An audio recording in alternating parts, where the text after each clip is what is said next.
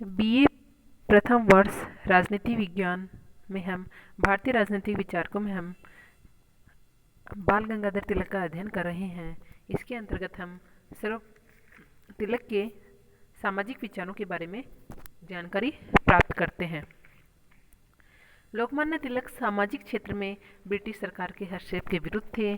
तत्कालीन नेता यह चाहते थे कि सरकार से सामाजिक सुधारों के संबंध में मांग की जाए, इस हेतु कानून भी बनाया जाए। तिलक समाज सुधार के ऐसे क्रमिक विकास के समर्थक थे जो स्वयं जनता द्वारा ही अनुप्राणित हो। सुधार का क्रम सहज और स्वाभाविक ढंग से आगे बढ़ना चाहिए, ये तिलक का मानना था। तभी समाज विभिन्न गुटों, संप्रदायों और पंथ में विभक्त होने से बच सकेगा। आकस्मिक एवं क्रांतिकारी ढंग से बदलाव लाने का प्रयास हमारे नैतिक, परंपरागत तथा हिंदू संस्कृति के आध्यात्मिक मूल्यों को दुष्प्रभावित करेगा। तिलक ने सामाजिक सुधार से पूर्व देश की राजनीतिक उन्नति और राष्ट्रीय जागरण पर बल दिया। उनकी मान्यता थी कि देश राजनीतिक दृष्टि से आगे बढ़ जाता है तो सामाजिक सुधार स्वतः ही हो जाएंगे। परिवर्तन आकस्मिक न होकर क्रमशः सहमति से होना चाहिए। तिलक का मानना था कि जनता को अपनी संपूर्ण ऊर्जा राजनीतिक सत्ता को प्राप्त करने में लगा देनी चाहिए, क्योंकि राष्ट्रीय जागरूकता से ही हम राष्ट्र का उत्थान कर सकते हैं और तभी हम स्वराज्य को प्राप्त कर पाएंगे। समाज सुधार के कार्य को प्राथमिकता देने पर हम स्वतंत्रता प्राप्ति के महान राजनीतिक लक्ष्य की शीघ्रता से प्राप्ति नहीं कर पाएंगे। ब्रिटिश शासक हमें इस महान लक्ष्य से भटकाने के लिए ही समाज सुधारों पर बल देते हैं। तिलक की मान्यता है कि समाज सुधार और राष्ट्रीय चेतना में कोई संबंध नहीं होता। भारत को दासता के दलदल से निकालने हेतु देश प्रेम, देश के लिए मिलकर काम करने की इच्छा, भेदभाव मिटाने की क्षमता आदि गुण विकसित करने की आवश्यकता है। तिलक सामाजिक व धार्मिक मामलों में नौकरशाही के हस्तक्षेप के पक्ष में नहीं थे। उनका यह विचार था कि सामाजिक सुधारों के नाम पर कार्यपालिका एवं न्यायपालिका के कार्यक्षेत्र में वृद्धि हो जाएगी और अनावश्यक रूप से भारतीयों की सामाजिक समस्याओं में नौकरशाही का हस्तक्षेप बढ़ जाएगा। ब्रिटिश सरकार जनता के प्रतिनिधि नहीं अपितु विदेशी सरकार है। इस सरकार को भारतीय संस्कृति, धर्म, जातीय समूहों, मान्यताओं और आचार विचार से कोई सहानुभूति नहीं है। अतः ऐसी सरकार के सामने सामाजिक सुधारों के लिए याचना करना हमारे लिए सम्मानजनक नहीं है। वह सामाजिक सुधारों के माध्यम से ब्रिटिश सरकार की कार्य क्षेत्र में वृद्धि के खिलाफ थे। उन्हें आशंका थी कि समाज सुधारों के नाम पर ब्रिटिश सरकार का हस्तक्षेप सामाजिक मामलों में भी बढ़ जाएगा, जिससे संपूर्ण भारतीय जीवन पद्धति ही दूषित हो जाएगी।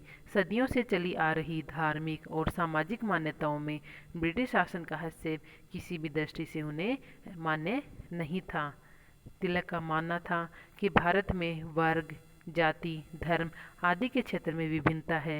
अतः यदि सामाजिक सुधारों को राजनीतिक आंदोलनों के साथ जोड़ दिया गया तो यह भेदभाव राजनीतिक क्षेत्र में भी पनप जाएगा। इसका दुष्परिणाम यह होगा कि संपूर्ण भारत राजनीतिक दृष्टि से शक्तिशाली रूप में संगठित नहीं हो सकेगा और भारतीय अपने महान लक्ष्य की प्राप्ति नहीं कर पाएंगे।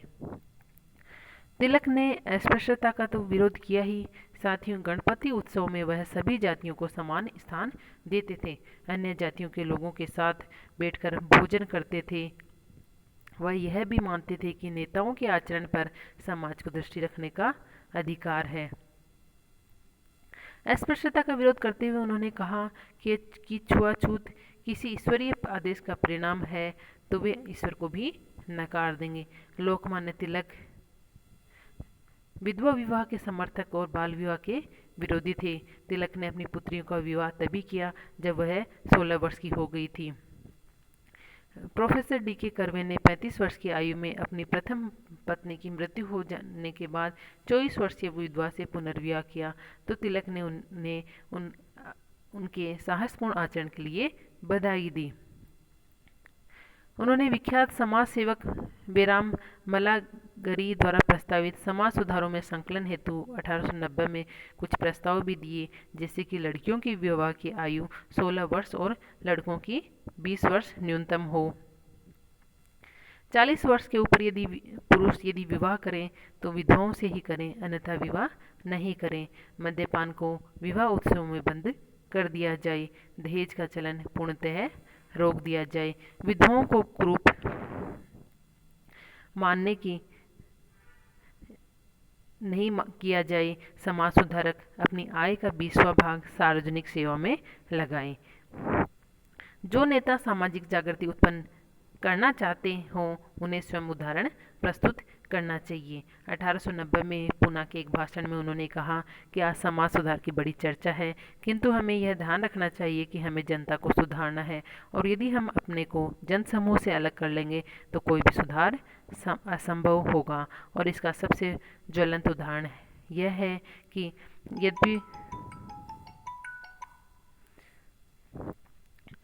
यद्यपि पुनर्विवाह विधवा विवाह आवश्यक है, फिर भी बहुत सारे समाज सुधारक अपने परिवारों से अमल करने को तैयार नहीं है। सुधार का उपदेश देने वाले लोग पहले अपने उपदेशों का स्वयं पालन करें। तिलक ने जहां एक ओर विधवा विवाह का समर्थन किया, वहीं दूसरी ओर मद्यपान का घोर विरोध किया। महाराष्ट्र सरकार की आबकारी नीति ने मद्यपान की आदत को अत्यधिक बढ़ा दिया। सरकार की इस नीति की आलोचना कर इसके विरुद्ध जन आंदोलन खड़ा करने का साहस किसी ने नहीं किया, लेकिन तिलक ने सरकार की आबकारी नीति की कटु आलोचना की। उन्होंने कहा कि सरकार से ऐसी आशा करना मूर्खता होगी कि वह मद्यपान बंद कर देगी। युवकों को चाहिए कि वह मद्यपान के विरुद्ध अपने विचार प्रकट करें। तिलक ने जगह जगह सार्वजनिक सभाओं में भाषण देकर सिद्ध किया कि दोनों ही धर्मों में मदिरा पीना वर्जित है। तिलक की प्रेरणा से नवयुवक दलों ने संगठित होकर जगह जगह मदिरालयों में धरना देना शुरू कर दिया। तिलक कहते थे कि ब्रिटिश सरकार आबकारी नीति के माध्यम से 10 करोड़ रुपया भारत से ले जाती है। इसने भारतीयों को अधःपतन कर दिया है। उन्होंने कहा कि जनता अपने गाँव में शराब की दुकानें नहीं खुलने दे, भले ही उसके लिए उन्हें सूली पर क्यों नहीं चढ़ना पड़े। जब यह आंदोलन जोर पकड़ने लगा तो सरकार दमन पर उतर आई। वार्ता विफल होने के बाद पुनः आंदोलन का संचालन तिलक ने किया। इस प्रकार तिलक ने आगे पश्चिमीकरण का विरोध और उदार परंपरावाद का भी समर्थन किया। तिलक भारतीय समाज में सुधार एवं परिवर्तन के इच्छुक थे, किंतु भारतीयता के पश्चिमीकरण के वे विरोधी थे। वे भारतीय समाज की प्रगति, भारतीय मूल्यों एवं आदर्शों के अनुरूप ही चाहते थे। वह भारत की महान सभ्यता एवं संस्कृति में अगाध विश्वास रखते थे। तिलक की मान्यता थी कि भारत के महान आदर्शों की उपेक्षा करके पश्चिम के अपरिष्कृत भौतिकवाद का अनुकरण अनुचित है। इसलिए राणा डे, गोखले, आगरकर, भालाबरी जैसे पाश्चात्य संस्कृति से प्रभावित समाज सुधारकों से उनके विचार भिन्न थे। वैलेंटाइन सिरोल ने तिलक को धार्मिक और सामाजिक सुधारों का विरोधी माना। इसमें बिल्कुल भी सत्यता नहीं है। वह सुधार चाहते थे और इन सुधारों का आधार पाश्चात्य दर्शन एवं सभ्यता के विपरीत भारतीयता हो, ऐसा उनका मत था। पहले राजनीतिक जागरण हो तो स्वतः ही समाज में सुधार होगा, ऐसा तिलक का विचार था। तिलक ने राजनीतिक जागरण और राजनीतिक सुधारों को सामाजिक सुधारों की तुलना में प्राथमिकता दी। समाज सुधार क्रमिक एवं स्वाभाविक रूप से होने चाहिए, ऐसा तिलक कहते थे। भय और दबाव के आधार पर किसी प्रकार के समाज सुधार नहीं होने चाहिए। समाज सुधार भारतीय संस्कृति, सभ्यता, आदर्श, नीतियों के अनुरूप होने चाहिए। पाश्चात्य संस्कृति का अंधानुकरण करना नहीं चाहिए। पश्चिमीकरण से प्रभावित होकर किसी प्रकार का सुधार नहीं किया जाना चाहिए। समाज की मान्यताओं, आचार विचारों में ब्रिटिश नौकरशाही का कम से कम हस्तक्षेप होना चाहिए। इस प्रकार तिलक ने भारतीय समाज में सुधार और परिवर्तनों के इच्छुक थे, लेकिन उन्होंने भारतीयता के पश्चिमीकरण का विरोध किया।